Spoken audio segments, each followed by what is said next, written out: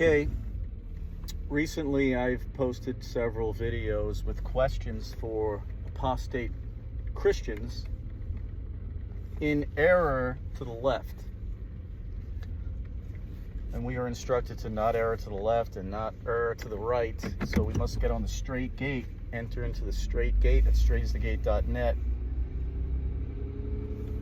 But now I've got some questions that you can riddle the apostate Torah movement with in error to the right. I want you to pose these questions to them. And if you're in the Torah movement, ask yourself these questions and then go search them out. In John chapter 19, verse 30, before Messiah bowed his head and gave up the ghost, he said, "It is finished." What's finished?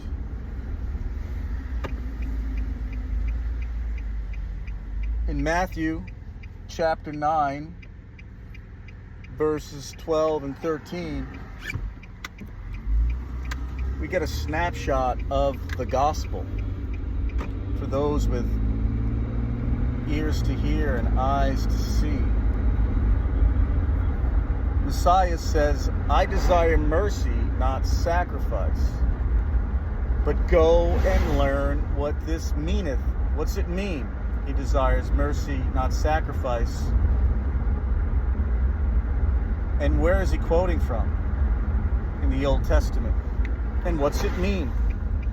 That's a good question for you Torah observers. Here's another one.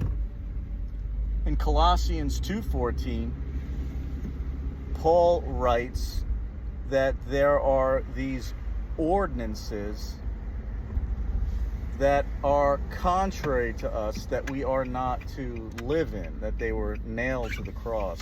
Finished. What are those ordinances? Where's Paul quoting from in the Old Testament, since you Torah observers really study your Bibles?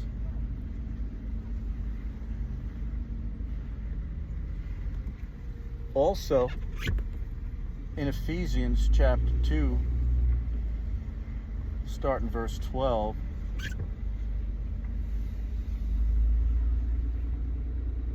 Paul states that in order to be grafted into Israel, into the commonwealth of Israel,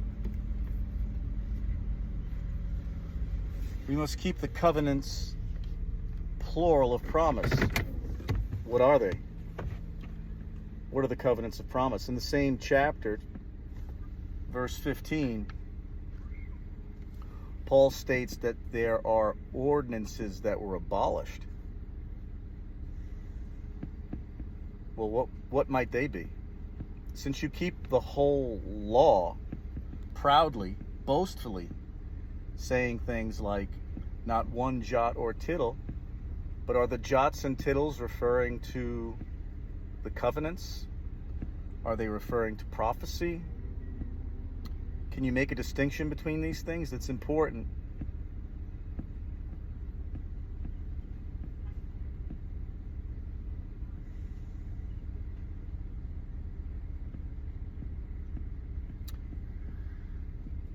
In Galatians 3:19,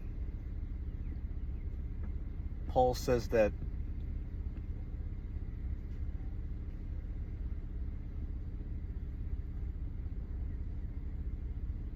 something was added because of transgression. Well, what could that be? What was added because of transgression? Certainly not the Holy Covenant. So what was added because of transgression until the seed would come, until the promise, unto whom the promise was made? Go look that up. Okay, continuing with questions for the apostate Torah movement in error to the right. Just like the apostate Christians in error to the left, the apostate Torah movement flat out ignores and or misinterprets Acts chapter 15.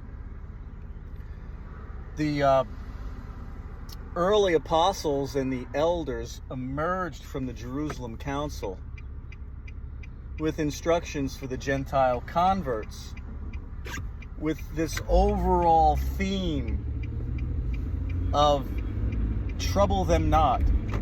Trouble them not. What's the trouble, is the question. Apostate Christians say, well, let's just throw out all of the law altogether because we're saved by grace and we're no longer under the law. So they throw out the Holy Covenant and they are completely lawless. But the Apostate Torah movement in Error to the Right, they don't throw out anything.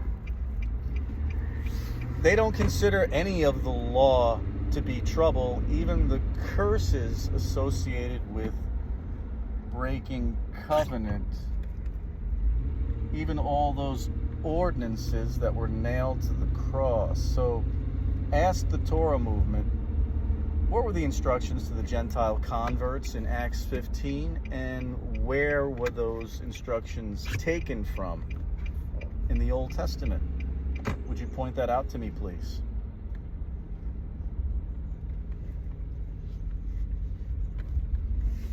You can additionally ask them to explain to you what the difference is between the law of life and liberty and the law of sin and death. In Matthew chapter 9, verses 12 and 13, I already did that one. All right, well.